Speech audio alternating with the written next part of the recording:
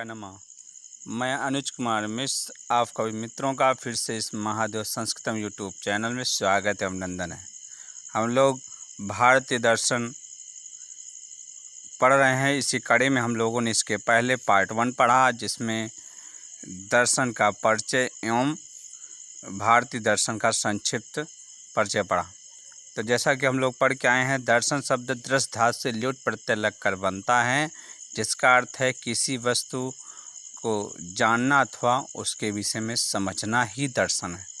उसके बाद हम लोगों ने देखा कि दर्शन दो प्रकार के होते हैं, एक आस्तिक दर्शन, दूसरा नास्तिक दर्शन। आस्तिक दर्शन वेदों में विश्वास कर वेदों को मानने वाले दर्शनों को आस्तिक दर्शन, जबकि वेदों पर विश्वास न करने वाले, वेदों को प्रमाण के रूप में न मानने वाले दर्शन को नास्तिक दर्शन कहते हैं। इसी क्रम में हम लोगों ने देखा 6 आस्तिक दर्शन हैं, जिसमें सांख्य, योग, वैशेषिक, पूर्व मीमांसा, उत्तर मीमांसा इत्यादि है, और 3 जो है नास्तिक दर्शन है, चार्वाक, बौद्ध और जैन। और उसी में पहला जो आस्तिक दर्शन में है सांख्य दर्शन। तो आज सांख्य दर्शन का संक्षिप्त परिचय देखेंगे।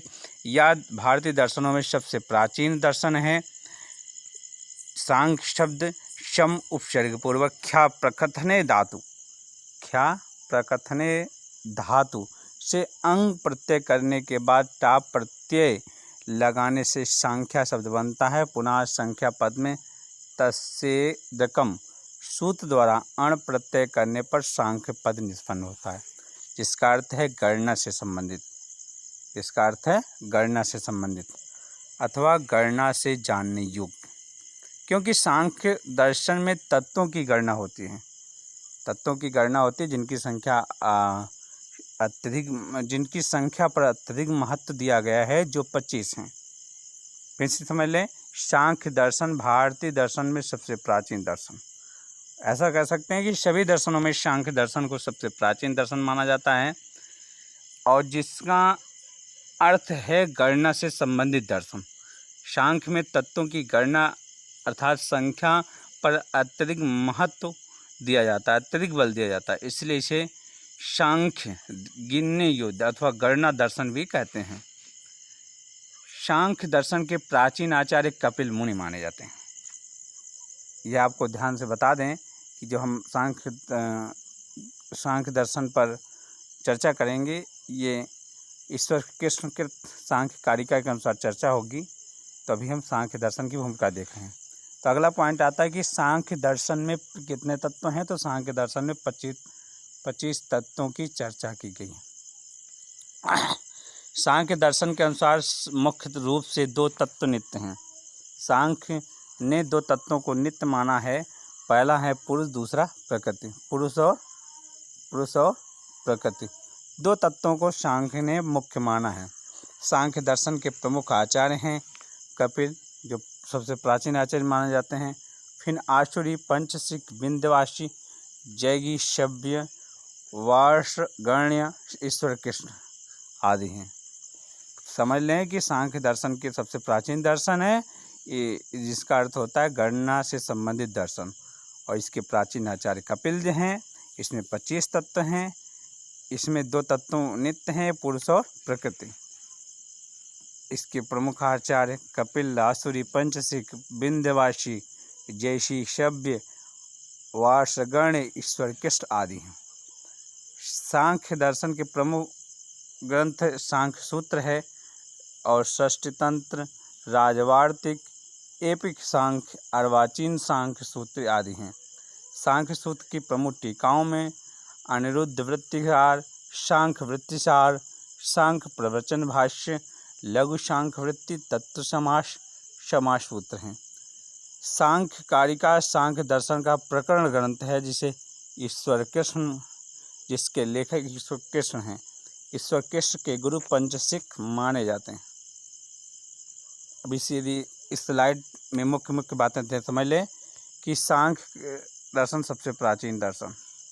दूसरा, सांख्य दर्शन के में तत्वों की गणना अर्थात संख्या पर अत्यधिक महत्व दिया गया, तत्वों की गणना। तीसरा, सबसे प्राचीन आचार्य कपिल देव। कितने तत्व? 25 तत्व, दो तत्व नित्य हैं, पुरुष और प्रकृति। प्रमुख आचार्य कपिल, आसुरी, पंचशिख, विंध्यवासी। सांख्य दर्शन के ईश्वर शरण इत्यादि। सांख्य दर्शन के प्रमुख ग्रंथ सांख्य सूत्र, षष्ठी तंत्र, राजवार्तिक, एवगिक सांख्य, अर्वाचीन सांख्य इत्यादि। प्रमुख टीकाओं में अनिरुद्ध वृत्तिसार, सांख्य वृत्तिसार, सांख्य प्रवचन भाष्य इत्यादि। और सांख्य कारिका का सांख्य दर्शन का प्रकरण ग्रंथ है, जिसके लेखक ईश्वर कृष्ण हैं। ईश्वर कृष्ण के गुरु पंचशिख हैं। इतनी बातें आप यदि ध्यान रखेंगे तो आपको आने वाली परीक्षाओं में अत्यधिक लाभ होगा। फिर आइए ईश्वर कृष्ण के गुरु पंचशिख हैं। इसके पहले हम लोग पढ़ के आए हैं।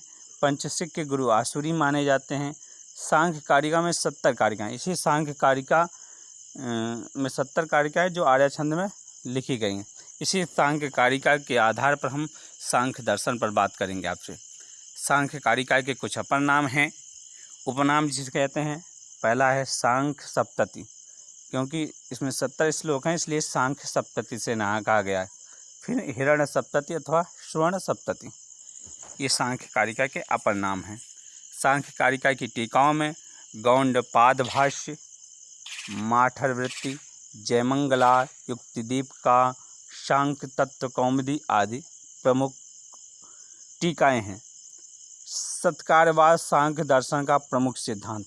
तो सत्कारवाद सांख्य दर्शन का प्रमुख सिद्धांत है, जान लें, जो छांदोग्योपनिषद में भी प्राप्त होता है। जो सांख्य दर्शन का प्रमुख जो सिद्धांत है वो छांदोग्योपनिषद में भी प्राप्त होता है। सांख्य दर्शन के दो प्रमुख सिद्धांत हैं, सत्कार्यवाद और पुरुष बहुत्व। दो सिद्धांत हैं, सत्कार्यवाद और पुरुष बहुत्व। फिर सांख्य शास्त्र के अनुसार त्रिविध दुख हैं, आध्यात्मिक, आदि भौतिक, आदि दैविक। 3 दुख हैं। इस स्लाइड में फिर देख लें मुख्य बातें। ईश्वर कृष्ण के गुरु पंचशिख के गुरु आसुरी। इसमें 70 कारिकाएँ जो आर्य छंद में निबद्ध हैं। सांख्य कारिका में सांख्य कारिका का अपन नाम है सांख्य सप्तति, हिरण्य सप्तति अथवा स्वर्ण सप्तति। सांख्य कारिका की टीकाओं में गौंडपाद भाष्य, माठर वृत्ति, जयमंगला, युक्तिदीपिका, सांख्य तत्व कौमुदी आदि हैं। सत्कार्यवाद सांख्य दर्शन का प्रमुख सिद्धांत है। यह सत्कार्यवाद सिद्धांत छांदोग्योपनिषद में भी प्राप्त होता है। सांख्य दर्शन के दो प्रमुख सिद्धांत, सत्कार्यवाद और पुरुष बहुत्व।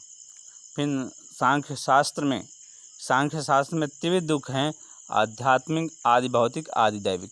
इन 3 दुखों पर विशेष चर्चाएं चलते हैं। ये त्रिविध दुख देखते हैं सांख्य कारिका के अनुसार।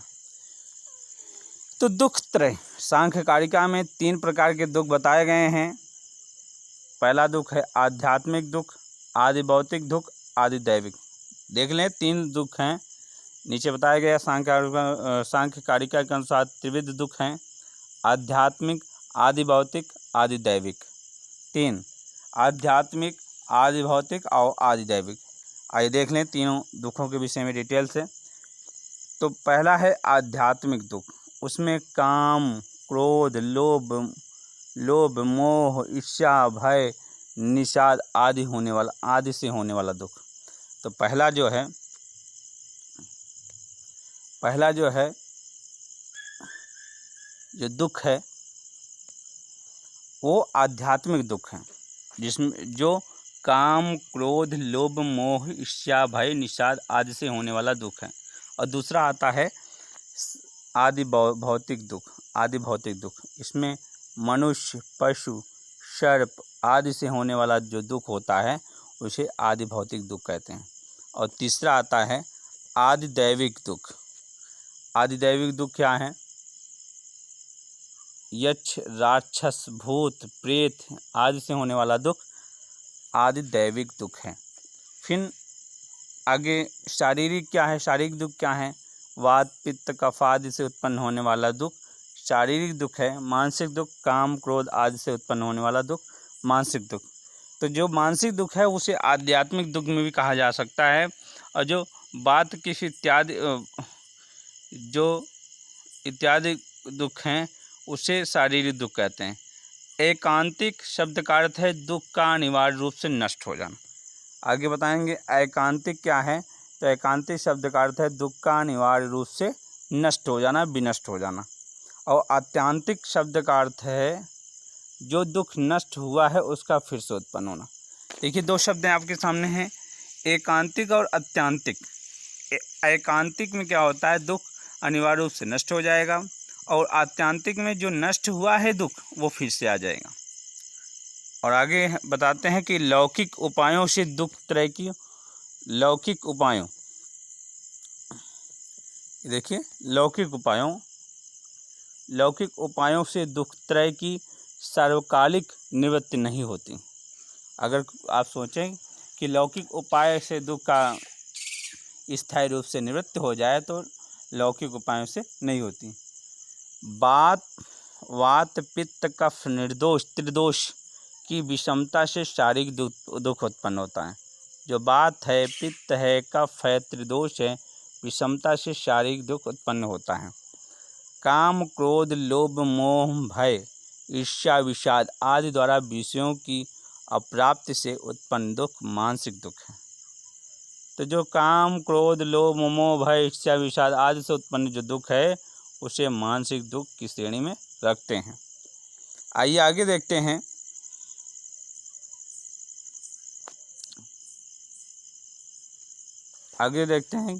मनुष्य, पशु, मृग, पक्षी, सर्प आदि से उत्पन्न होने वाला, जो मनुष्य से, पशु से, मृग से, पक्षी से आदि से उत्पन्न होने वाला दुख आदि भौतिक दुख है। आदि भौतिक बता के आए ऊपर, देखिए तो मनुष्य, पशु, सर्प आदि से उत्पन्न होने वाला दुख आदि भौतिक दुख है। जबकि यक्ष, राक्षस, भूत, प्रेत, विनायक ग्रह आदि से दुष्ट प्रभाव से होने वाला दुख आदि दैविक दुख है। आदि दैविक दुख फिर से देख लें, यक्ष, राक्षस, विनायक ग्रह आदि से उत्पन्न होने वाला दुख आदि दैविक दुख है। फिर बोले वैदिक उपायों भी लौकिक उपायों के समान दुख त्रय की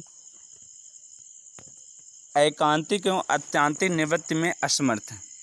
अभी तक बताया कि जैसे लौकिक उपाय से इन दुखों का स्थायी इलाज नहीं हो सकता, ठीक ऐसे ही यदि वैदिक उपाय भी हम करें तो इन दुख त्रय का एकांतिक अर्थात स्थायी रूप से यदि हम सोचें कि इसका दुख का निवारण हो जाए तो नहीं हो सकता, और आत्यांतिक मतलब कि फिर से यह दुख आ जाएगा, उत्पन्न हो जाएगा, इसलिए यह निवृत्ति का स्थायी कारक नहीं है।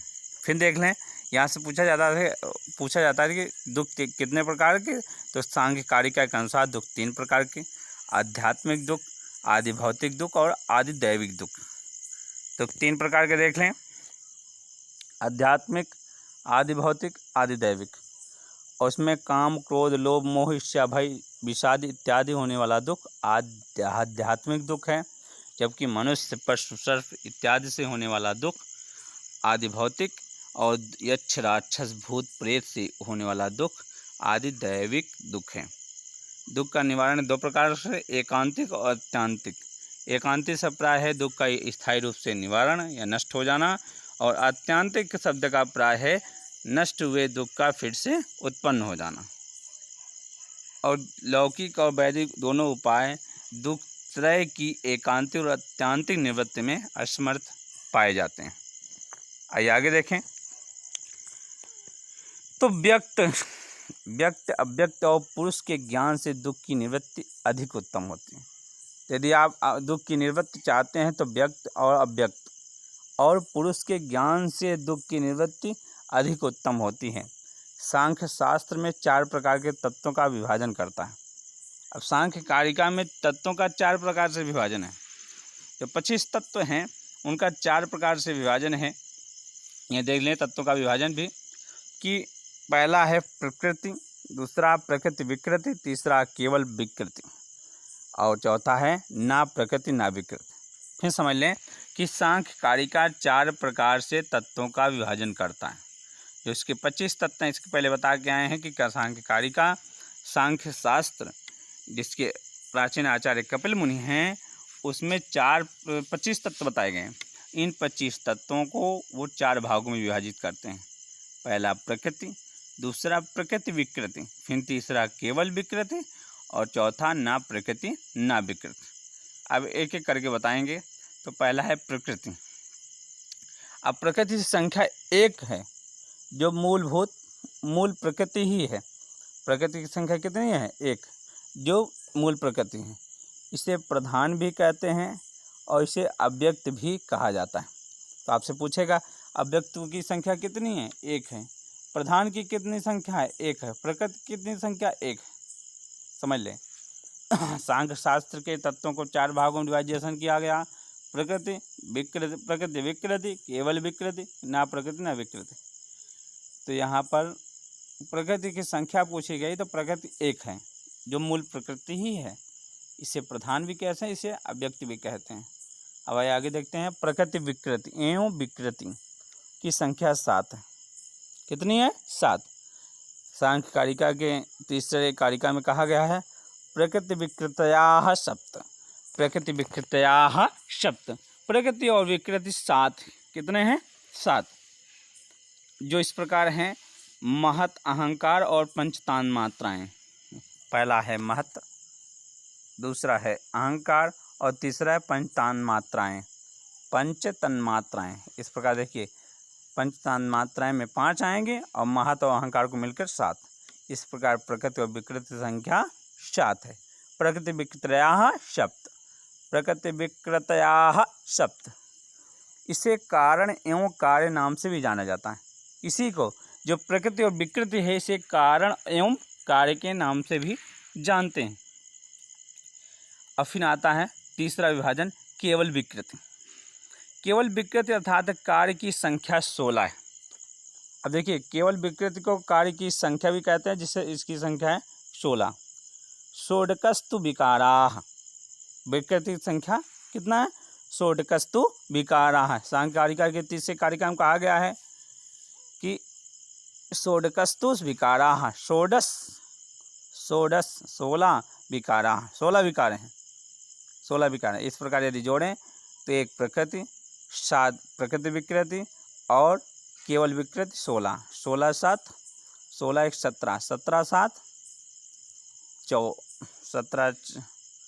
17 7 कितना बताइए? 17 में 7 जब जोड़ेंगे, 17 7 3 24। देखिए, प्रकृति विकृति 7, विकृति 16, ठीक है, प्रकृति केवल प्रकृति 1, टोटल 25 होंगे। फिर आइए देखिए, फिर 5 ज्ञानेंद्रियाँ, 5 कर्मेंद्रियाँ, मन, पंच महाभूत, इन्हें कार्य नाम से भी जाना जाता है। तो जो 5 विकारा हैं, षोडकस्त विकारा, फिर 5 ज्ञानेंद्रियाँ, 5 कर्मेंद्रियाँ, मन, पंच महाभूत, इन्हें कार्य नाम से भी जाना जाता है। अब 5 ज्ञानेंद्रियाँ देख लें। श्रोत्र, नेत्र, घ्राण और त्वक रसना। देखें, श्रोत्र, नेत्र, घ्राण, त्वक और रसना, ये 5 ज्ञानेंद्रियाँ हैं। 5 कर्मेंद्रियाँ में वाक, पाणि, पाद, पायु, उपस्थ। वाक वाणी, पाणि मतलब हाथ, पाद में पैर, पायु में उदानस्थ, फिर उपस्थ, ये 5 कर्मेंद्रियाँ हैं। और पंच तन्मात्राएँ में, 5 तन्मात्राएँ में शब्द, स्पर्श, रूप, रस, गंध, ये 5 तन्मात्राएँ हैं। पंच महाभूत में आकाश, वायु, तेज, जल, पृथ्वी। आकाश, वायु, जल, तेज और पृथ्वी, 5 तन्मात्राएँ हैं। अब यहाँ देख लें, एक सारणी देख सकते हैं कि सांख्य में पुरुष की ना प्रकृति है ना विकृति। जो पुरुष है ना प्रकृति है ना विकृति, ना प्रकृति ना विकृति ही पुरुषाः। सांख्य कारिका के तीसरे कारिका में कहा गया है ना प्रकृति ना विकृति पुरुषाः, और पुरुष ना प्रकृति ना विकृति। उस प्रकार देखिए, प्रकृति की संख्या 1 है। फिर विकार, सप्त विकाराः, 7 विकार हैं। और ना प्रकृति ना विकृति 16, 16 7 24, 24 1 25, पुरुष 25।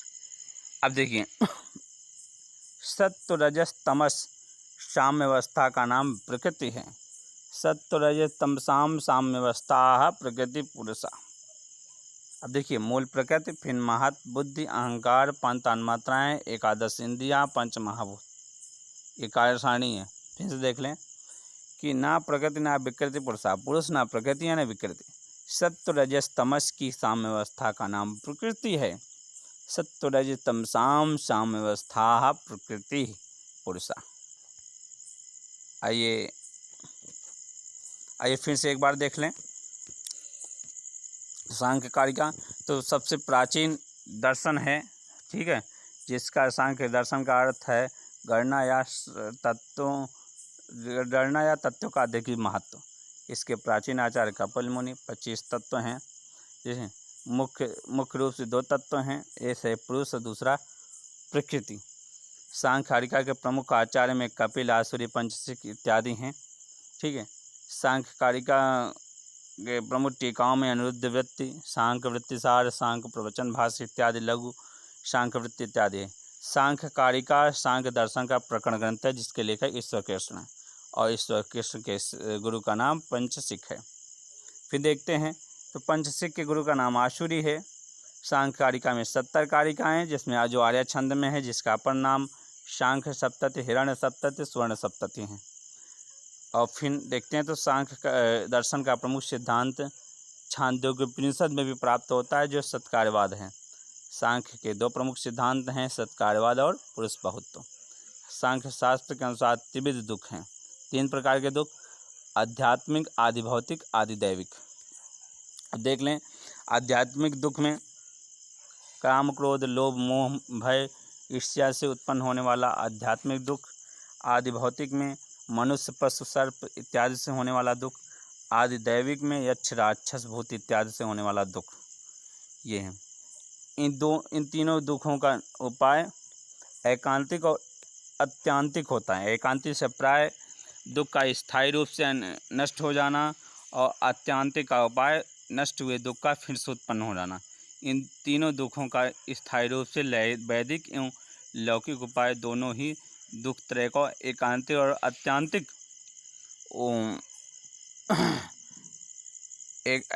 एकांतिक और अत्यांतिक उपाय करने में समर्थ हैं। फिर सांख्य शास्त्र के 4 प्रकार के तत्वों का विभाजन। जो सांख्य कारिका में जो 25 तत्व उनका 4 प्रकार से विभाजन। प्रकृति एक है, फिर प्रकृति विकृति सप्त हैं, केवल विकृति 16 हैं, ना प्रकृति ना विकृति, ये पुरुष है। इस प्रकार जोड़ें, प्रकृति 1, प्रकृति विकृति सप्त, 7 1 8, फिर केवल विकृति 16, 8 16 24, फिर ना प्रकृति ना विकृति, इसे पुरुष कहते हैं, और 1 25, ये 25 तत्व हैं। यहाँ देख लें डिटेल में, प्रकृति की संख्या 1 है, जिसे प्रधान या व्यक्ति भी कहते हैं, ठीक है। फिर आगे देखें, प्रकृति विकृति इनकी संख्या 7 है, प्रकृति विकृतया सप्त।